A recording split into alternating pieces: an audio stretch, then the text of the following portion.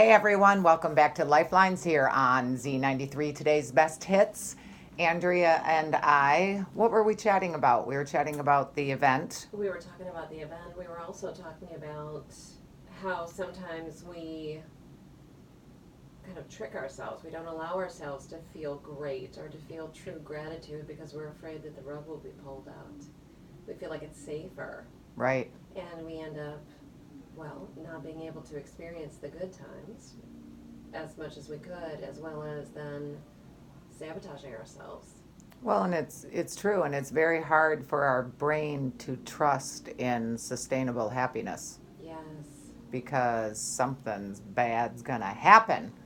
And we could trust more in sustainable happiness if we knew we could manage the emotions of those times where bad stuff does happen, and that's when we play our worst case scenario game. Right. Right? So something you're anticipating as opposed to something that happened that you didn't see coming. Um, I'm going to take Spanish again, right? And I was hesitating to take it. And when I sorted myself out, which I'm good at doing at this stage of the game, it was, you'll fall asleep in class, so you're going to have to eat candy and you're going to gain weight. It was, what if it is too much with your schedule and then you spent this money on this class and it's too much, right? Taking on too much. But the big one for me, as I dug deeper and questioned myself why, was it's not like you're going to be fluent. It's not like you're going to be fluent. Wow. Which one of my programs that I have blind spots with that holds me back from things is I don't give my chance. I wouldn't give myself a chance to get better at something. Right. You had to be perfect right out of the gate. Oh yes, and right out of the gate. And so, and I thought, oh my God, isn't that adorable? Thank you for being able to be honest with yourself. Because, so I said to myself, well, one, if you do fall asleep, you can eat candy, and I won't be mean to you. I'll practice not being mean to you. I can see why you're a little afraid of that, right? Two, if it is too much for your schedule or there's too much homework, you're going to be out $175. Can you survive that? Right? Right. And then three, if you learn 5 things, that's good enough. And that's when you got to start somewhere. Right. Came into my head, and I was like, oh, you got to start somewhere? You mean I don't go from 0 to fluent? I don't go from poor to rich? I don't go from this to that? Right. And so, yeah. And so trusting, when we were starting this, we were talking about trusting in happiness and a love relationship, right? Let's talk about relationships. Right. We haven't even talked about gratitude tonight, and that was our subject, but we'll get there. So relationships if you learn to question yourself and be kind with yourself and reflect with yourself, at times that's one of the biggest things of a relationship. We sabotage them because it's too vulnerable to be that happy. Right. It's incredibly vulnerable. And it's interesting, too, because I know I've mentioned to you, we've talked about this, that when I got out of a really bad relationship, I was then afraid to get into another one. Just completely afraid. And afraid that I would make poor choices, afraid that I wouldn't be able to get myself out. And then doing some work, then I thought, okay, well, I'll make better choices. But then I was afraid, well, if I don't, I still don't have the strength within myself to leave.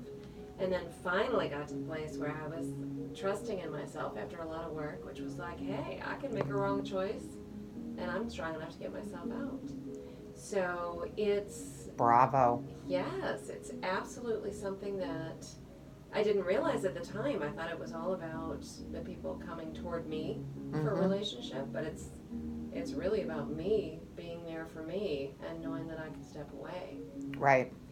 And so that's a beautiful thing.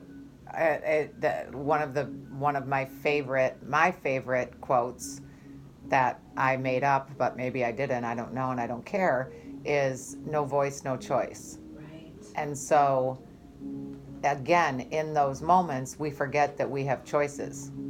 We do, and often if we are so into the relationship, we actually give up our own personal identity and take on the identity of this couplehood, so that when that doesn't serve us anymore, there's so much mourning, there's so much grief that goes on, because we feel like we've not only lost, the person that we love, but we've also lost our identity.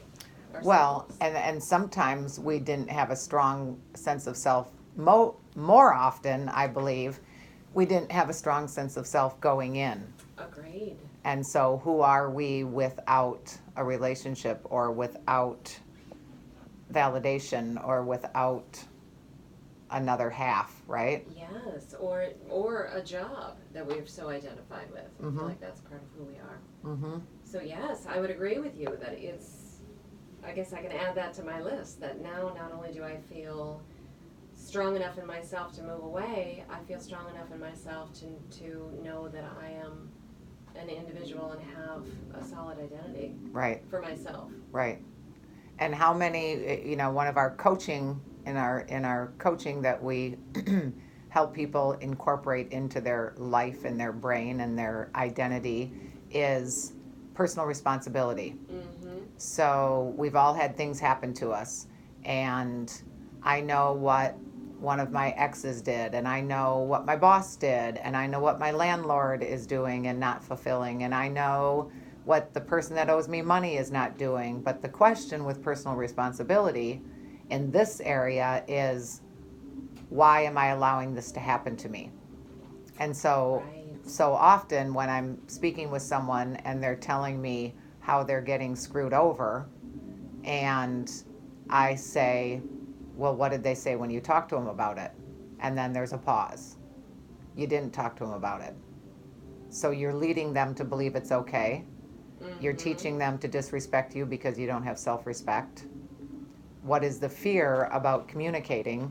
And then, of course, we get into, then we're writing stories, Right. because our lack of ability to communicate something that might feel icky to either party, or something that we fear we have no control over their reaction to, inhibits us from being honest and speaking up. Because why is it so scary to say, hey, Andrea, that money you were going to pay me on Tuesday, just checking in to see what's going on? Right. Right? Right. And when we don't do that, the longer we don't do that, we start building a case against our boss, against the government, against our friend, against our spouse. And now Andrea and I are talking about corporate America doesn't care. Mm-hmm. And maybe that's true, but maybe that isn't. And maybe Right. some people in corporate America don't care. And that's another thing we teach. Is there a possibility that that's not true in this Mm-hmm. scenario? Is there a possibility there's something you're doing? I don't want it to be about me because I can't do anything about it, right? Right. But pretty soon there's no good men out there. Mm-hmm. You can't trust anybody. Right. I thought she was a good friend. She Yeah. was never a good friend anyway. And so we have a rule in our practice, and I have one in my life. If I find myself talking about somebody, Mm-hmm. it's my responsibility to say, hey, before I decide you're a horrible person, I'm not sure that that's true. Maybe you just forgot you owed me money. Mm-hmm. And they might be a horrible person, but it's all about that. If you don't have a voice, you don't have a choice. And why don't we have voices in those moments? And a lot of that has to do with the brain and programming and survival. And it goes way back to when we were kids. Right. And not because that is when your subconscious brain is brand new and empty. And that little sucker fires 40 million bits of information a second. And you are 0 to 6 years old, and you're looking around, and all you're trying to do is survive. Do I cry? Do I laugh? Do I perform? Do I keep my mouth shut? What do I do? Right? Mm-hmm. Yes. And I mean, there's much more to it than that. But again, we talk about your brain not knowing how old you are, and you're programmed. And the part of your brain that makes decisions is still trying to survive 20 years ago, 40 years ago, 50 years ago. And it will tell you to keep your mouth shut when you're 40 if There was screaming in your family when you were young, or you had a traumatic incident. Right. It could have even been a loud noise. Right. Right. It's not only what happened, but then how we perceive it and the messages we created. Right. The meaning we gave it. And they're called irrational beliefs. And so, Mm-hmm. and it's how it makes us feel. And Yes. everything, and we were talking about gratitude tonight, which we haven't gotten to yet, but everything is about the part of your brain that makes decisions, makes it impulsively, repetitively, based on how it makes you feel. Which is why food is my friend a lot. But unfortunately, my escape with food is only a temporary fix. Right. And then I crash emotionally, right? Right. But it's been my go-to as long as I can remember. And yeah, is that the definition of insanity? Or is that the definition of the subconscious programmed brain? Right, just acting out what it knows Right. what to do. So you don't have access to your conscious brain when you're small. And many of us, as adults, that mindfulness, consciousness, observing your thoughts, self-awareness, that is the conscious part of your brain, which fires 40 bits of information a second. Right, going against that. 40 Going million against the bits. program. Right. Mhm. And just like animals, they don't have consciousness. They do things based on their instincts, how they feel, the tone, the action. That's why words mean very little, because the part of our brain that makes decisions is more of our instinct, our programmed, our learned behaviors, our irrational beliefs that weren't necessarily true. Mhm. And so that part of our brain is trying to protect us from danger. What it Yes. feels like danger. So even though you want to change, your brain's like, no, no, no, no, no, no, no, no, no. Don't say anything. Don't just say yes. Just say yes right now. Make it go away. Make it go away. And we help people gain access to the conscious part of their brain, which can soothe the baby, right? Yeah, soothe the subconscious. And if anyone's ever done counseling or your kids have done counseling, it's called emotional regulation. You can learn to observe and regulate your emotions in that moment to have corrective experiences, which is more of the what word am I looking for? Official? No, not official. The term, you mean? Mm-hmm. Yeah. It's Professional language. There you go. It is absolutely something that is a beautiful gift of the training that we do. Mm-hmm. I know there's, as you mentioned, there's therapy, there's certainly other things that you can do, but this is a beautiful byproduct. The increased consciousness, as well as the other gifts that you get, the emotional intelligence, being able to have conversations, being able to not see conflict as something to avoid. Right. Being able to manage your emotions in the moment and your emotions based on other people's reactions to your choices. Right. And so therapy, heck yeah. Therapy's once a week. Therapy's every 2 weeks. And it is a beautiful supplement because this is a practice that you incorporate with yourself every single day, and it is therapeutic. Yes. It is self-help, which is helping yourself. Right. And it's a beautiful thing. It is a beautiful thing. How are we doing on our break? We have 2 breaks tonight, right? We do. We have about 2 more minutes before we need to go to our next break. Okay. Next break. And again, we would love to hear from you tonight. Call us here on Lifelines at Z93 Today's Best Hits. You can call us at 231-929-HITS, 231-929-4487. Or you can text us at 70236. And if you've never texted before, you can text Z93JOIN to 70236. And when we do come back after the break, we're going to talk a little bit about gratitude. That sounds good. Yeah? I'm very grateful for you, my dear. I am grateful for you as well. Are you feeling it or saying it?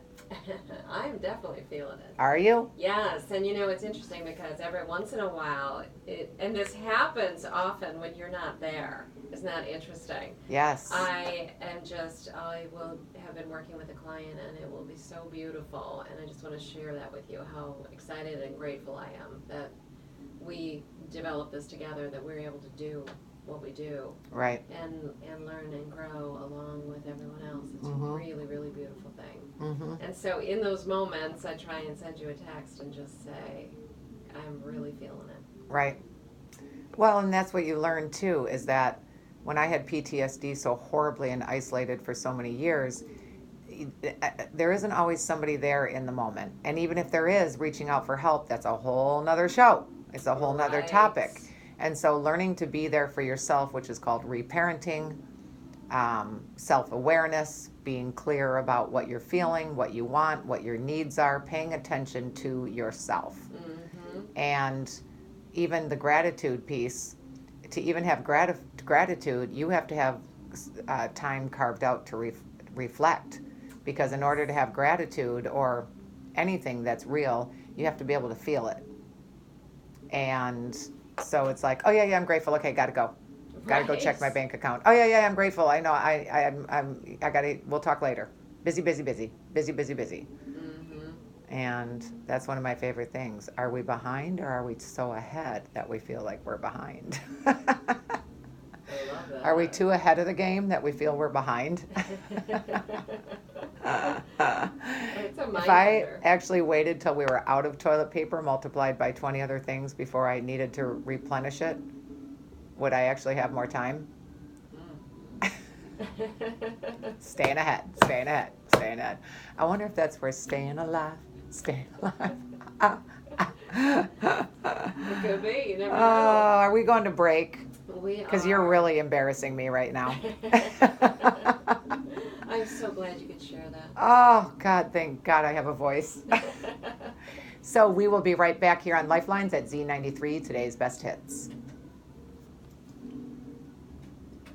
Host of Sunday Night Slow Jams with a special invitation to join me this Sunday night. We're gonna slow it down and make the most of the last few moments of your weekend with slow jams and special expressions to the ones you love. So come on through, bring a friend. I'll see you for Sunday Night Slow Jams. Sunday nights from 8 to midnight on C93. The use of opioids and other addictive substances is a growing epidemic in our culture. Yeah, I'm off now.